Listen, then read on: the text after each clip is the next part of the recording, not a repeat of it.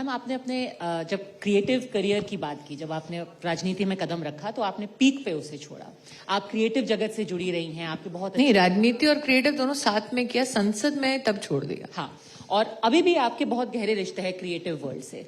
अब जो है एक यहाँ पर बहस छिड़ी हुई है कि क्या क्रिएटिविटी को कर्ब करने की कोशिश की जा रही है। मेरे को याद है क्योंकि मैं आपको सोशल मीडिया पे भी फॉलो करती हूँ। आप शायद वो बहुत कम मंत्रियों में से थी या सांसद में से थी, नेताओं में से थी। नेता भी ज्यादातर जो को क्रैक करते नहीं है। आप मीमर भी थी, पहले तो आप एकदम प्रोलिफिक मीमर हुआ करती थी। और आप अपने ऊपर अभी तो किया, एक पिताजी भी साथ ही खड़े थे। आप अपने ऊपर जो करती हैं। और अभी कल ही एक फोटो मेरी बाहर निकली थी तो किसी ने लिखा टुनटुन मासी। मैंने कहा वाह भैया, इससे बेहतर और कोई इंसल्ट नहीं दिया क्या तुम्हारे पास। तो अब अगर गालियों की भी उत्कृष्टता नहीं हो रही है तो मैं क्या करूं। तो अब जब कोई मीमर के ऊपर या कॉमेडियन के ऊपर लोग इतने नाराज हो जाते हैं तो आपको लगता है कि आप उनको थोड़ा एडवाइस दें कि थोड़ा सा इसको लाइटली देखिए, लोकतंत्र में कौन कैसा बिहेव करता है उसका ठेका या उसका मार्गदर्शन करने की जिम्मेदारी ना मेरी है ना आपकी। लोकतंत्र में ये स्वभाव है कानून का कि मर्यादाओं को कानूनी खींचा गया है हमारे संविधान में। उस मर्यादा का कोई उल्लंघन करता है तो कानून अपना काम करता है।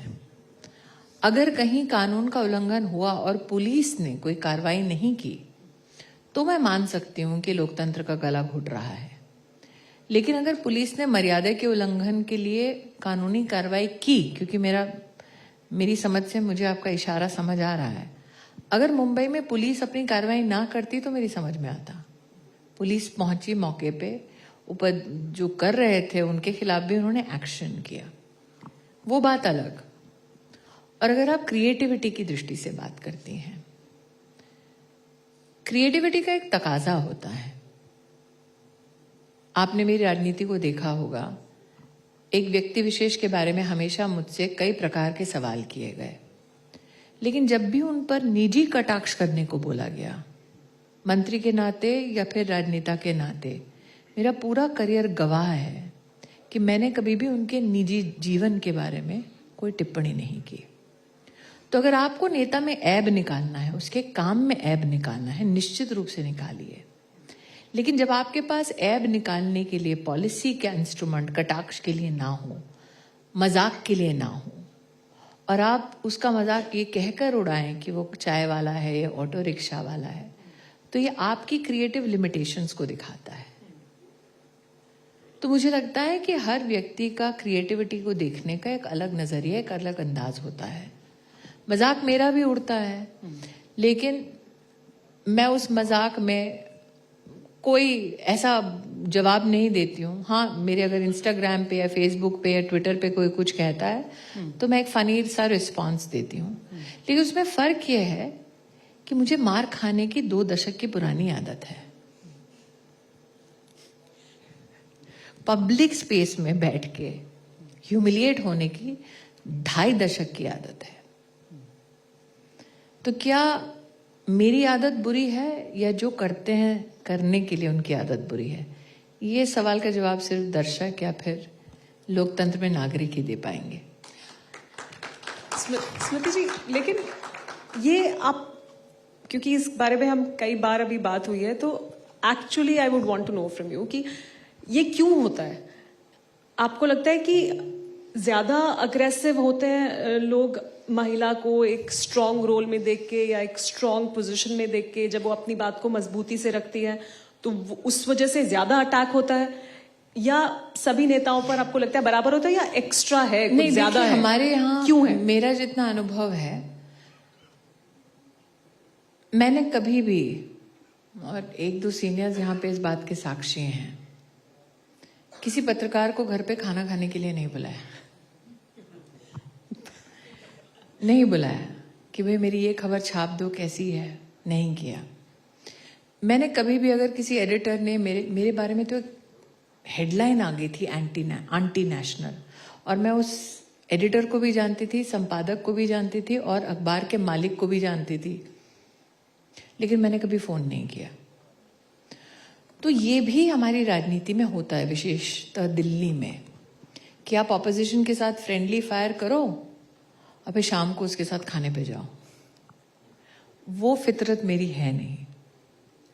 फिर कई बार मंत्री के नाते कुछ लोगों ने जो एकेडमिक वर्ल्ड से हैं,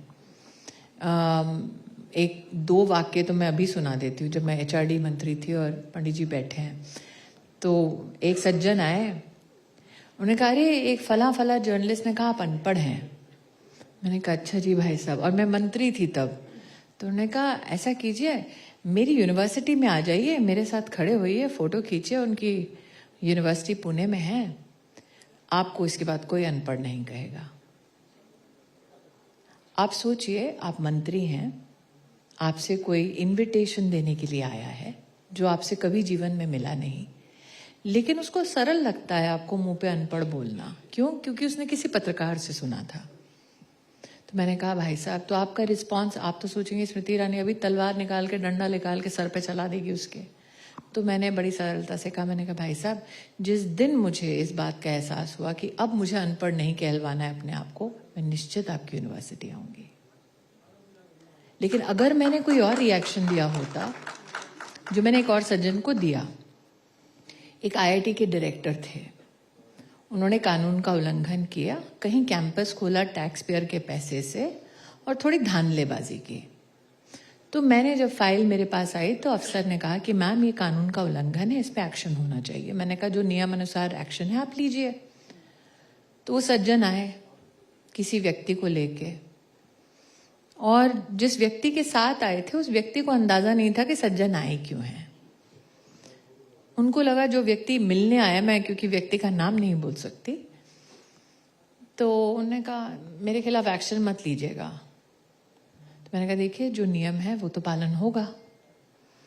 तो ये सज्जन बाहर गए, इन्होंने एक बड़े नेता को फोन किया और बोला बड़ी घमंडी है, आपने भेजा और ये मेरे से तमीज से बात नहीं करती। मैंने कहा थोड़ी सी मदद कर दीजिए। तो नेता ने कहा अरे बाप रे क्या हो गया, स्मृति ने कुछ बोल दिया? हाँ बहुत घमंडी है, और मुझे तो धमका दिया कि मुझे ये अपने ऑफिस के जो खिड़की है उससे बाहर फेंक देगी। अच्छा, मेरा ऑफिस था 3रे माले पे।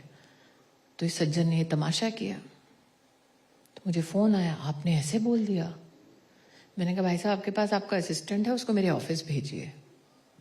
ऑफिस में लड़का आया, क्या दीदी क्यों बुलाया? मैंने कहा हमारा ऑफिस ध्यान से देखो। तो उसने देखा, हम कहा फोटो खींचो और जाओ। 1 सप्ताह बाद मैंने उस डायरेक्टर को वापस बुलाया और उस लड़के को वापस बुलाया। मैंने देखिए आप पिछली बार जब आए थे ना, तो मेरे कमरे में एक भी खिड़की नहीं थी, मैंने 7 दिन में CPWD से बनवाई है।